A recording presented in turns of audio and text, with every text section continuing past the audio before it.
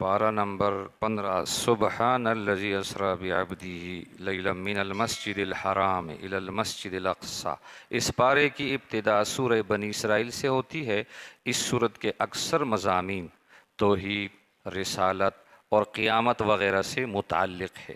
واقعہ اسراء اور معراج سے یہ سورت شروع ہوتی ہے، جس سے اللہ تعالیٰ کی جلالت شان کا اظہار بھی مقصود ہے اور رسول اللہ صلی اللہ علیہ وسلم کی رسالت کا اثبات بھی۔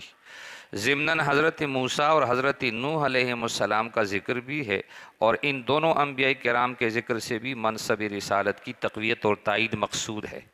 فرمایا سبحان الذی اسریٰ بعبدہ لیلا من المسجد الحرام، پاک ہے وہ ذات جو ایک رات اپنے بندے کو مسجد حرام سے مسجد اقصیٰ تک لے گئی، جس مسجد اقصیٰ کے آس پاس ہم نے برکتیں عطا کر رکھی ہے، جس کو بیت المقدس کہتے ہیں، تاکہ ہم ان کو اپنی نشانیاں، عجائبات قدرت دکھلائیں۔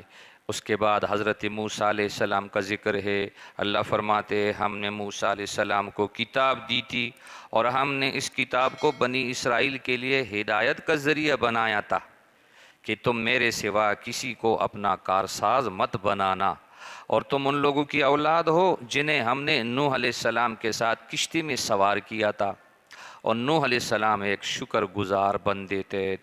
کشتی میں حام، سام، یافس 3 بندے تھے، انہی کی اولاد نسل چلی ہے پوری دنیا میں۔ اس کے بعد بنی اسرائیل پر انعامات کا اور ان کی احسان فراموشی کا ذکر ہے۔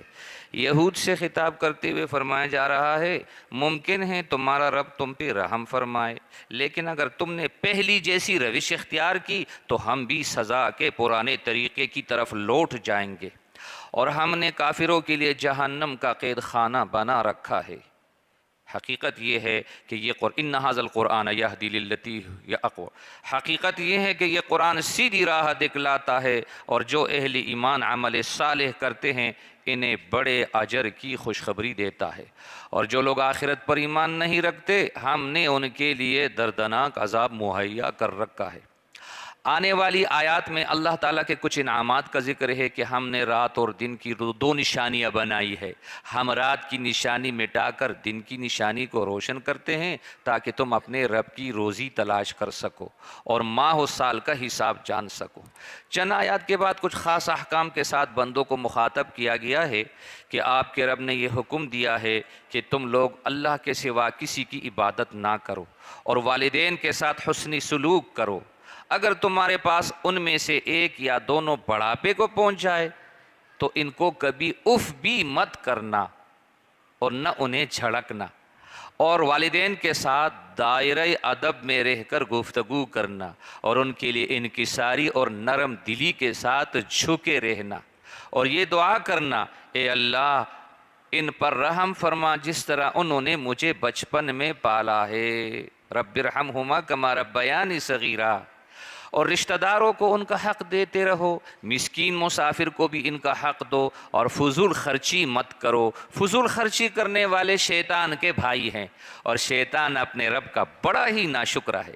اور اگر آپ کو ان لوگوں سے پیلوت ہی کرنی پڑے جو اپنے پروردگار کے رحمت کے بھروسے پر رزق کی آس لگائے بیٹھے تھے، تو ان سے نرم بات کرنا، یعنی اگر امید رکھنے والوں کو کچھ دے نہ سکو تو ان سے نرم بات ضرور کرو۔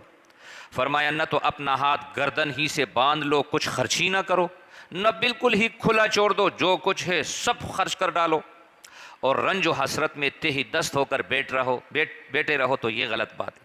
بلا شبہ آپ کا رب جس کے لیے چاہتا ہے رزق کشادہ کر دیتا ہے، جس کے لیے چاہتا ہے رزق تنگ کر دیتا ہے۔ بلا شبہ اللہ اپنے بندوں کے حال سے باخبر بھی ہے اور نگراں بھی ہے۔ اور اپنی اولاد کو مفلسی کے خوف سے قتل مت کرو، ہم انہیں بھی رزق دیں گے اور تمہیں بھی رزق دیں گے۔ بلا شبہ ان کا قتل بڑا گناہ ہے، اور زنا کے قریب بھی مت جاؤ، وہ برا فعل ہے اور بڑا ہی برا راستہ ہے۔ اور کسی نفس کو جسے اللہ نے حرام قرار دیا ہو قتل مت کرو، ہاں مگر حق پر۔ اسلامی قانون نے قتل بالحق کو 5 صورتوں میں محدود کیا۔ قاتل عمد سے قصاص، دین کی مخالفت کرنے والوں سے جنگ، باغیوں کو بطور سزا قتل کرنا، شادی شدہ زانی مرد عورت کو سنسار کرنا، مرتد کا قتل، ان کے علاوہ جو بھی قتل ہے وہ ناحق ہے۔ فرمایا جو شخص ظلماً قتل کیا گیا ہو اس کے ولی کو ہم نے قصاص کے مطالبے کا حق دیا ہے، بس چاہیے کہ وہ قصاص کے قتل میں حد سے نہ گزرے، اس کی مدد کی جائے گی۔ یتیم کے مال کے پاس نہ جاؤ مگر اچھے جائز طریقے پر، تا وقت کہ وہ بالغ نہ ہو جائے، پھر ان کا مال یتیم کے سپرد کر دو۔ فرمایا عہد کی پابندی کرو، وعدے کی، بلا شبہ عہد کے سلسلے میں، وعدے کے سلسلے میں تمہیں جواب دہی کرنی ہوگی۔ فرمایا ناپو تو پورا ناپو، ٹھیک ترازو سے وزن کرو، یہ عمدہ طریقہ ہے اور اس کا انجام بہتر ہے۔ فرمایا کسی ایسے چیز کے پیچھے نہ لگو جس کا تمہیں علم نہ ہو، خامخواہ تجسس میں نہ پڑو، تم سے کان، آنکھ، دل سبھی کے متعلق پوچھا جائے گا۔ زمین میں اکڑ کر مت چلو، نہ تم زمین کو قدموں سے پھاڑ سکتے ہو اور نہ پہاڑوں کی بلندی کو پہنچ سکتے ہو، ان میں سے ہر ایک کی برائی آپ کے رب کے نزدیک ناپسندیدہ ہے۔ ان لازوال اخلاقی تعلیمات کے بعد فرمایا کہ ہم نے قرآن میں طرح طرح سے لوگوں کو سمجھایا کہ وہ نصیحت پکڑ لے، مگر لوگوں کا اب حال یہ ہے کہ جب اے میرے پیارے نبی آپ قرآن پڑھتے ہیں تو ہم ان کے اور آپ کے مابین ایک پردہ ڈال دیتے ہیں کہ وہ کچھ نہیں سمجھتے۔ قرآن کریم کے متعلق مشرکین مکہ کے رویے کا ذکر ہو رہا ہے کہ چھپ چھپ کر قرآن سنتے ہیں، پھر کہتے ہیں یہ ایک سحر زدہ شخص ہے۔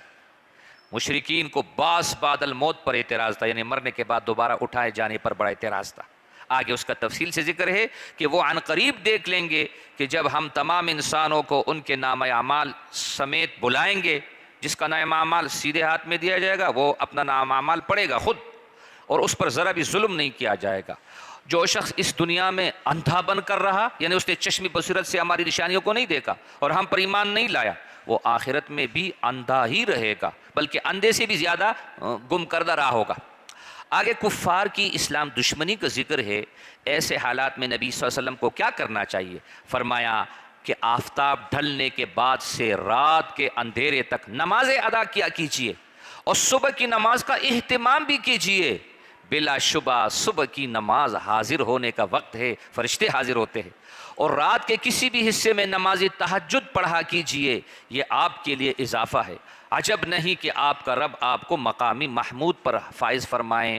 مقامی محمود ایک مرتبہ ہے جو پیارے نبی کو ملنے والا ہے، اور آپ یہ دعا فرماتے رہیں کہ اے اللہ مجھے جہاں بھی لے جائے خوبی کے ساتھ لے جائے اور جہاں سے نکالے خوبی کے ساتھ نکالے۔ اس صورت کے آخری سے پہلے والے رکوع میں ایک سوال کا جواب بھی ذکر کیا۔ فرمایا یہ لوگ آپ سے روح کے متعلق سوال کرتے ہیں، یسألونک عن الروح، آپ فرما دیجئے قل الروح من امر ربی، کہ روح میرے رب کے حکم سے بنی ہے۔ وما اوتیتم من العلم الا قلیلا، تمہیں بہت تھوڑا علم دیا گیا ہے۔ قرآن کریم کے متعلق ارشاد فرمایا کہ اگر تمام جن انس مل کر بھی اس جیسا قرآن لانا چاہے تو لا نہ سکیں گے، چاہے وہ سب ایک دوسرے کے معین و مددگار ہی کیوں نہ ہوں۔ اس صورت کے بعد سورہ کہف کا آغاز ہوا۔ اس صورت میں کفار کے ذریعے پوچھے گئے 3 سوالوں میں سے 2 کا جواب مذکور ہے۔ ایک کا جواب پچھلی صورت میں آ چکا روح کے بارے میں کہ روح جو ہے یہ امر ربی ہے، میرے رب کے حکم سے بنی ہے، تمہیں بہت بڑا علم دیا گیا ہے۔ تینوں سوالوں کے جواب میں کفر و اسلام کے مابین کشمکش پوری طرح نمایاں ہے۔ اس صورت میں 3 اہم واقعات بیان کیے گئے ہیں۔ پہلا واقعہ اصحاب کہف کا ہے۔ ان کے بارے میں ارشاد فرمایا کہ کیا آپ خیال کرتے ہیں کہ غار اور پہاڑ والے ہماری کوئی بہت بڑی نشانیوں میں سے تھے؟ فرمایا جب وہ چند نوجوان غار میں پناہ گزین ہوئے اور کہنے لگے، چند نوجوان تھے غار میں چھپ گئے، بادشاہ جو ظالم تھا شرک کرانا چاہتا تھا، اب انہوں نے چھپ کر پناہ لی، کہنے لگے اے ہمارے رب ہم کو اپنی خاص رحمت عطا فرما، ہمارے احوال درست فرما دے۔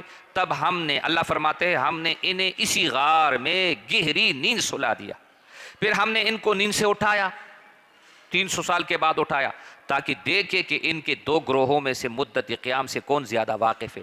فرمایا ہم آپ سے ان کا واقعہ ٹھیک ٹھیک بیان کرتے ہیں۔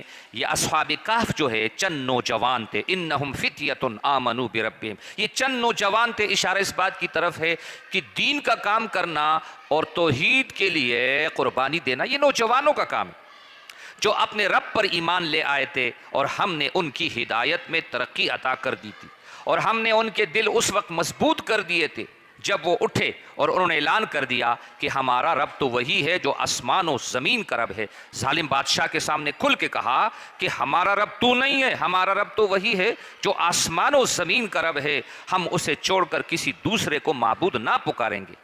واقعے کی طرف لوٹتے ہوئے فرمایا اگر آپ انہیں غار میں دیکھتے تو یوں نظر آتا کہ جب سورج نکلتا ہے تو ان کے غار کو چھوڑ کر دائیں جانب چڑھ جاتا ہے، اور جب چھپتا ہے تو ان سے بچ کر بائیں جانب نکل جاتا ہے، اور وہ غار کے ایک کشادہ حصہ میں پڑے ہوئے ہیں۔ یہ اللہ تعالیٰ کی نشانیوں میں سے ایک ہے۔ آگے فرمایا تم انہیں دیکھ کر یہ سمجھتے ہو کہ وہ جاگ رہے ہیں، حالانکہ وہ سوئے ہوئے تھے، ہم انہیں دائیں بائیں کروٹ دیتے رہتے تھے، اور ان کا کتا غار کے منہ پر ہاتھ پھیلائے بیٹھا ہوا تھا۔ فرمایا اگر آپ انہیں جھانک کر دیکھ لیتے تو الٹے پاؤں بھاگ کھڑے ہوتے اور ان کا خوف طاری ہو جاتا، اور اسی طرح جس طرح سلایا تھا انہیں جگایا تاکہ وہ آپس میں سوال جواب کرے۔ ان میں سے ایک نے پوچھا تم کتنی دیر اس غار میں ٹھہرے؟ باقی نوجوانوں نے کہا کہ ایک دن یا اس سے کچھ کم وقت۔ کہنے لگے تمہارا رب ہی جانتا ہے تم کتنے وقت غار میں رہے۔ 300 سال سے بھی زیادہ رہے۔ اب اپنے میں سے کسی کو یہ پیسے لے کر شہر کی طرف بھیجو تاکہ وہ اچھا کھانا دیکھ کر تمہارے لیے کھانے کا سامان لے کر آئے۔ بازار میں جاؤ، ہوٹل سے کھانا لے کے آؤ، اور نرمی سے کام لے، اور کسی کو کانوں کان تمہاری خبر نہ ہو، اس لیے کہ اگر کہیں وہ ہم پر غالب آ گئے یا تو وہ ہمیں سنسار کر دیں گے یا اپنے مذہب پہ لوٹنے پر مجبور کر دیں گے۔ اگر ایسا ہوا تو تم کبھی فلاح نہ پا سکو گے۔ اس طرح ہم نے لوگوں کو ان کے حال پر مطلع کر دیا تاکہ وہ یہ بات جان لے کہ اللہ کا وعدہ حق ہے اور قیامت کے آنے میں کوئی شک نہیں ہے۔ اب لوگوں میں ان کے معاملے میں اختلاف شروع ہوا۔ کچھ نے کہا کہ اصحاب کہف کے پاس کوئی عمارت بنا دو، اللہ نے ان کو صلح دیا دوبارہ۔ کچھ لوگوں نے جو معاملات میں غالب تھے یہ کہا کہ ہم ان کے قریب ایک مسجد تعمیر کریں گے۔ کچھ لوگ کہیں گے کہ وہ 3 نوجوان تھے اور چوتھا ان کا کتا تھا، کچھ کہیں گے کہ وہ 5 تھے، چھٹا ان کا کتا تھا۔ یہ سب اندازے کی تیر ہیں۔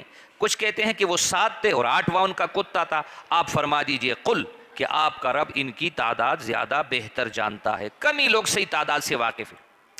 بہرحال زیادہ راجح یہی ہے کہ وہ 7 تھے اور 8واں ان کا کتا تھا۔ آپ اس معاملے میں فرمایا اے میرے پیارے نبی، اصحاب کہف کے معاملے میں ان لوگوں سے زیادہ حجت نہ کیجیے اور نہ اس کے متعلق کسی سے کچھ پوچھیے۔ بیچ میں جملہ معترضہ کے طور پہ فرمایا آپ کبھی کسی کام کے بارے میں یہ نہ کہا کیجئے کہ میں اسے کل کروں گا مگر یہ کہ اللہ چاہے، یعنی انشاءاللہ کہا کیجئے، جو بھی کام کرنے انشاءاللہ کہا کیجئے، اور اگر انشاءاللہ کہنا بھول جائیں تو اپنے رب کو یاد کیا کیجئے اور یہ کہیے کہ شاید میرا رب اس سے بھی قریب تر بات کی طرف میری رہنمائی کرے گا۔ اور اصحاب کہف فرمایا اپنے غار میں 309 سال رہے، 309 سال رہے۔ آپ کہہ دیجئے کہ اللہ ان کی قیام کی مدت زیادہ جانتے ہیں۔ آگے دنیا کی بے ثباتی کو 2 مثالوں کے ذریعے واضح کیا گیا ہے اور بتلایا گیا ہے کہ وہ دن آنے والا ہے جب ہم پہاڑوں کو چلائیں گے اور آپ زمین کو دیکھیں گے کہ ایک چٹیل میدان پڑا ہوا ہے۔ اس سپارے کے آخر میں حضرت موسیٰ علیہ السلام کے سفر کا ایک واقعہ ہے۔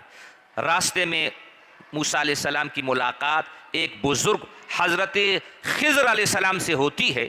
حضرت موسیٰ علیہ السلام ان سے پوچھتے ہیں کہ کیا میں آپ کے ساتھ رہ سکتا ہوں تاکہ آپ مجھے بھی اس میں سے کچھ سکھلا دے جو مفید علم آپ کو سکھلایا گیا ہے۔ انہوں نے جواب دیا کہ آپ میرے ساتھ رہ کر صبر نہیں کر سکتے۔ حضرت موسیٰ علیہ السلام نے صبر کا اور اطاعت کا وعدہ کیا۔ حضرت خضر علیہ السلام نے اس شرط پر ساتھ رہنے کی اجازت دے دی کہ جب تک میں کسی معاملے میں خود کچھ نہ کہوں آپ مجھ سے کوئی سوال نہ کریں گے۔ دونوں چلے، ایک کشتی میں سوار ہوئے۔ حضرت خضر علیہ السلام نے اس کشتی میں سوراخ کر دیا۔ حضرت موسیٰ علیہ السلام نے پوچھا کیا آپ نے اس لیے کشتی میں سوراخ کیا کہ کشتی والوں کو غرق کر دیں؟ یہ تو بڑا غلط کام کیا۔ آپ نے فرمایا خضر علیہ السلام نے اے موسیٰ علیہ السلام کیا میں نے نہیں کہا تھا الم اقل لک کہ آپ میرے ساتھ صبر نہ کر سکیں گے، انک لن تستطیع معی صبرا۔ حضرت موسیٰ علیہ السلام نے عرض کیا میری غلطی پر مواخذہ نہ فرمائے اور میرے معاملے میں سختی سے کام نہ لے، یعنی اس دفعہ معاف فرما لے۔ پھر دونوں چلے یہاں تک کہ انہیں ایک لڑکا ملا۔ حضرت خضر علیہ السلام نے اس لڑکے کو قتل کر دیا۔ موسیٰ علیہ السلام بولے کیا آپ نے ایک بے گناہ کی جان لے لی ہے؟ یہ تو بہت ہی غلط حرکت کی ہے آپ نے۔ بقیہ انشاءاللہ اگلے سپارے میں